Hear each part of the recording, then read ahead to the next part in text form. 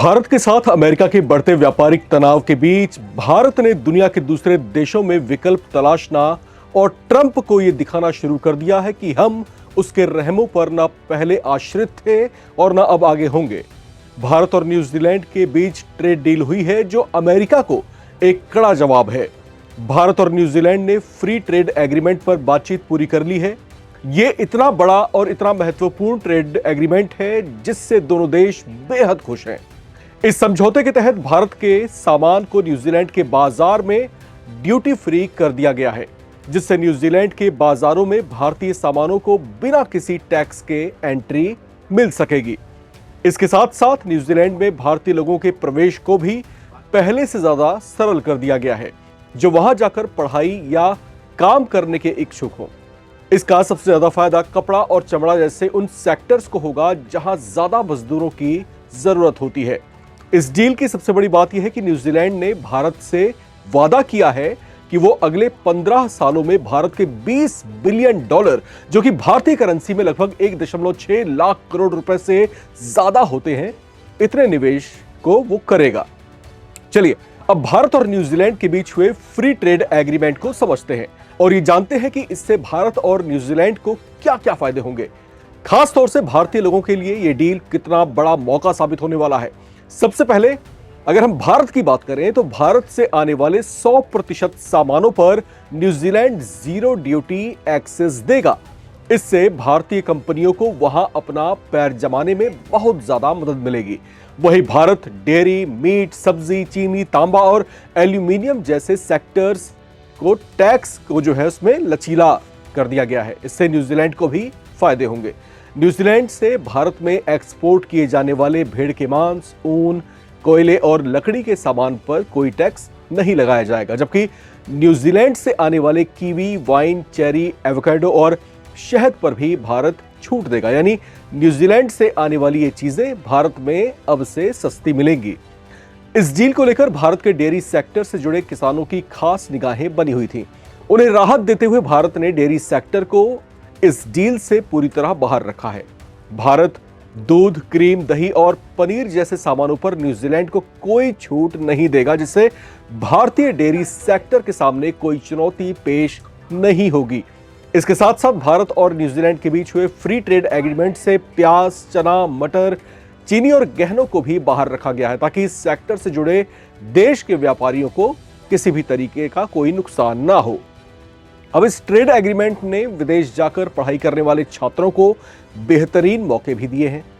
अब अमेरिका बेशक भारतीय छात्रों के सपनों को तोड़ रहा हो, लेकिन न्यूजीलैंड ने खुली बाहों से जो है भारतीय छात्रों को आमंत्रित किया है।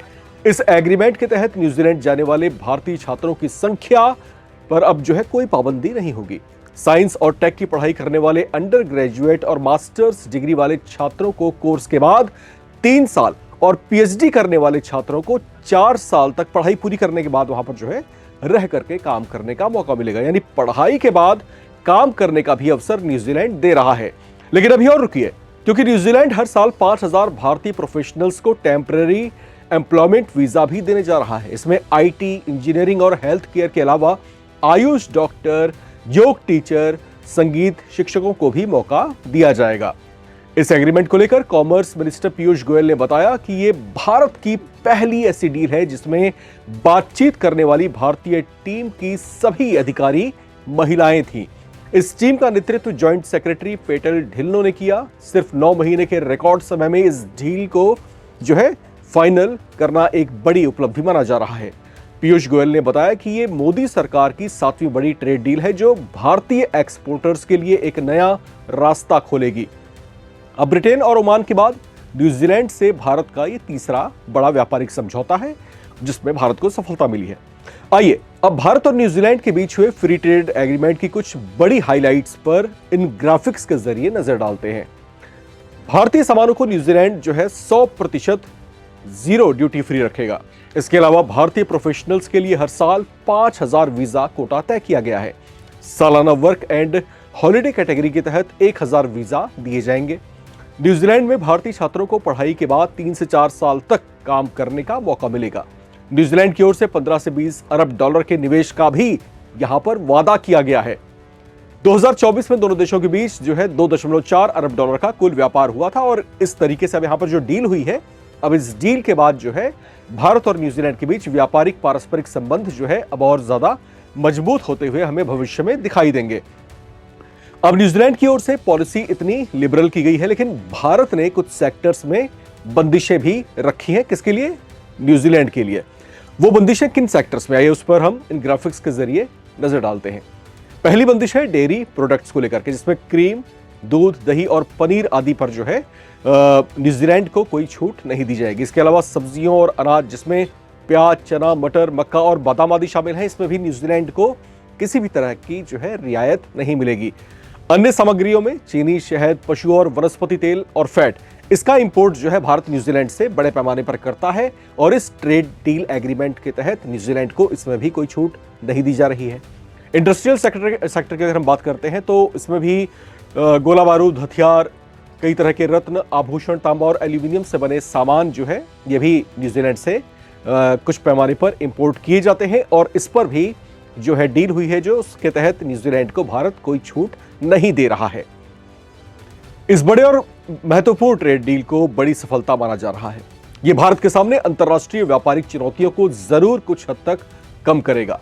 अमेरिका की ओर से भारत के साथ व्यापारिक तनाव बढ़ने से स्थितियां कुछ समय के लिए चिंताजनक लगने लगी थीं, लेकिन अब केंद्रीय मंत्री पीयूष गोयल ने बताया है कि भारत और अमेरिका के बीच व्यापारिक समझौते को लेकर बातचीत काफी आगे बढ़ चुकी है और अब ये अपने आखिरी चरण में है। पीयूष गोयल ने ये बात भारत न्यूजीलैंड व्यापार समझौते के पूरा होने के मौके पर मीडिया से कही है, जिसे अब एक शुभ संकेत माना जा रहा है।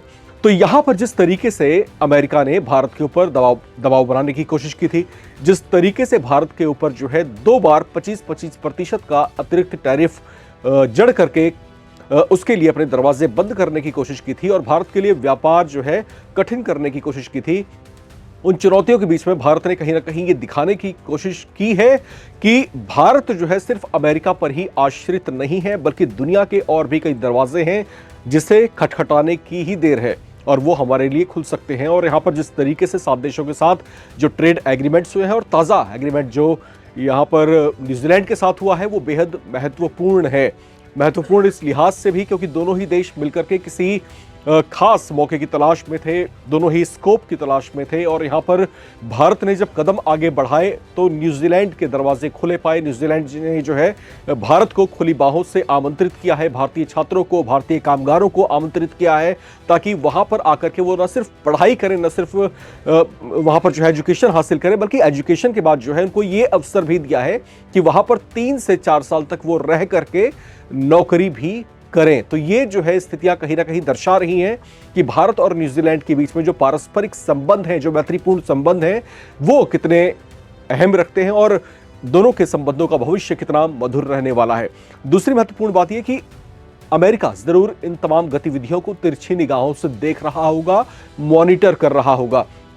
तो यहां पर बेशक अमेरिका भारत के ऊपर प्रेशर बनाने की कोशिश कर रहा था कि अगर हम आपके ऊपर टैरिफ का बोझ बढ़ाएंगे तो आपको मजबूरन जो है हमारी शर्तों को मानना पड़ेगा, हमारे आगे झुकना पड़ेगा। लेकिन भारत ने झुकना गवारा नहीं किया, बल्कि इस तरह की चुनौतियों को स्वीकार किया और स्वीकार करते हुए अपने लिए अन्य दरवाजों को खोलने की यहाँ पर जो चेष्टा की है, उसमें भारत को सफलता मिलती हुई दिखाई दे रही है। हालांकि कहते हैं ना कि जब हर्डल्स आते हैं, जब चुनौतियां आती हैं, तो उसके बाद समाधान भी आपका इंतजार कर रहा होता है। तो यहाँ पर हिंदुस्तान के साथ भी बिल्कुल ऐसा ही है। हिंदुस्तान की स्थितियां सुधरेंगी और जो मौका है यहाँ पर आपके पास, और जो खासतौर से छात्र हम यहाँ पर सुन रहे हैं, आपके पास एक मौका है न्यूजीलैंड में जाने का, पढ़ाई करने का, काम करने का। तो देरी किस बात की? कमेंट करें, अपनी राय हमसे साझा करें और देखते रहें नवभारत टाइम्स।